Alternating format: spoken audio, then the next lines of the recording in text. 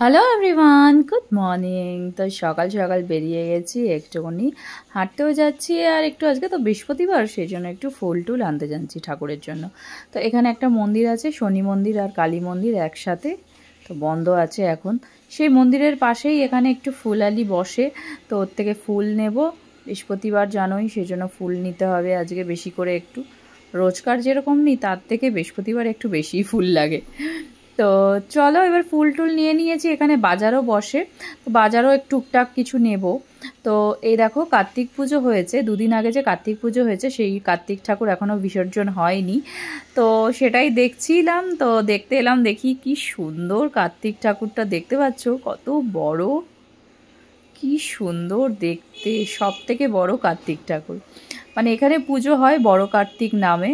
তো এত সুন্দর ঠাকুরটা না, মনে হচ্ছে যেন কোনো রাজার ছেলে এরকম মানে বসে আছে, এত সুন্দর লাগছে দেখতে। দেখো খুব সুন্দর, এই যে বড় কার্তিক পুজো, তো এটার নামই বড় কার্তিক।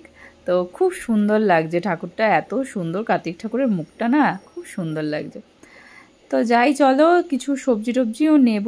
তো এত সকালবেলা তো একটু মাছ টাছ তো সেরকম বসেনি এখনও। তো প্রথমে ভেবেছিলাম দেখি কিছু মাছ পেলে নেব, কিন্তু সেরকম মাছালা এখনও বসেনি, এই সবজি বসছে।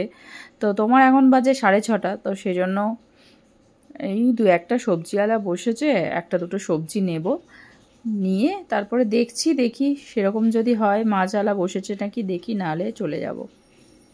তো বাজার নেওয়া হয়ে গেছে, আমি বাড়ি চলে এসেছি। আজকে না ব্রেকফাস্টে বানিয়েছি পেঁয়াজকলি আলু ভাজা আর রুটি বানিয়েছিলাম। তো ওরা তো খেয়ে বেরিয়ে গেছে, আমি এখানে নিয়ে নিয়েছি আমার একটা পরোটা আর পেঁয়াজকলি আলু ভাজা। আর এখানে ঈশানকে একটু খেতে দিয়ে দিয়েছি, একটু পাস্তা বানিয়েছিলাম, আর নিকেল স্কুলে দিয়েছি, তো ওটাই ছিল, ওটা ঈশানকে দিয়ে দিলাম। তো আমি তো খাবো না, আমি এক চামচ একটু খেয়ে দেখছি কেমন লাগছে। তো বাজার থেকে না আজ মেথি শাকও এনেছিলাম। মেথি শাক শীতকালে দারুণ লাগে খেতে, তাই না? মেথি শাকের গন্ধটাও হেভি লাগে। তো সেই জন্য এই যে মেথি শাক একটুখানি আলু দিয়ে আর একটুখানি রসুন ফোড়ন দিয়েছি, আর শুকনো লঙ্কা ফোড়ন দিয়ে মেথি শাকটা বানিয়ে নিয়েছি। মেথি শাকের চচ্চড়ি করলেও ভালো হয়, আলু বেগুন টেগুন দিয়ে আরও কিছু সবজি দিলে। যেহেতু আমরা দুজন খাবো সেই জন্য আর বেশি কিছু দিলাম না। আর এখানে আলু আর পটল কেটে রেখেছি, তো আলু পটলের এমনি মাখা তরকারি করব। আসলে কালকেই মাছ টাছ খেয়েছি, তো আজকে আর সেরকম কিছু করব না। ডাল, আলু পটলের তরকারি আর মেথি শাক ভাজা। Good morning everyone, welcome back to my channel. আবার একটা নতুন ব্লগে তোমাদের সবাইকে স্বাগত। তো আজকে তো বৃহস্পতিবার, সকাল সকাল সব পুজো টুজো হয়ে গেছে, সব পুজো করে নিয়েছি। সকালবেলা একটু গেছিলাম একটু সবজি টবজি আনতে, আর একটু হাঁটলাম, আর একটু ঠাকুরের ফুল টুলও ছিল না, সেগুলো একটু নিয়ে আসলাম, নিয়ে এসে পুজো টুজো করলাম। তো চলো এবার একটু ব্রেকফাস্ট করবো। এটা না একবার পড়ছে, আবার একটু গরম লাগছে রান্না করতে করতে, তারপরে আবার একটু গরম লাগে, তারপরে আবার একটুখানি মানে ভোরবেলার দিকে আবার একটু ঠান্ডা লাগে, এই হচ্ছে আর কি। আর এখানে আলু পটল বসিয়ে দিয়েছি আমি। তো আজকে না একটুখানি বাইরে কাজ আছে, তো সেই জন্য একটু রান্না করে নিচ্ছি, আবার একটু যেতেও হবে বাইরে।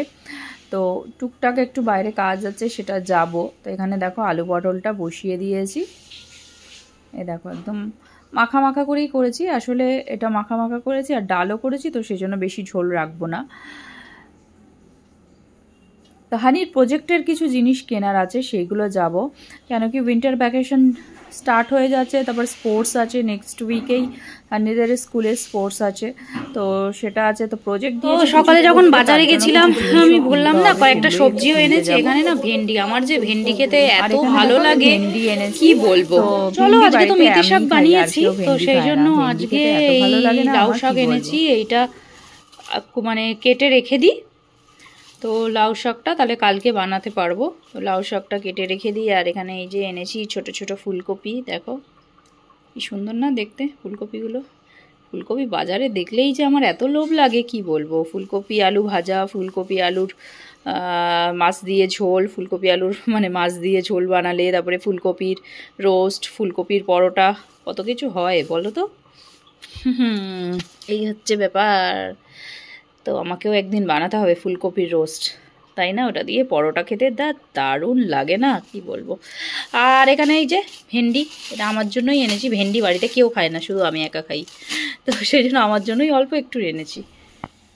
তো আজকে না সন্ধেবেলা দেখছো মোমো বানাচ্ছি, মানে আমার বাড়িতে মনে আছে মোমোর সিজন লেগে গেছে।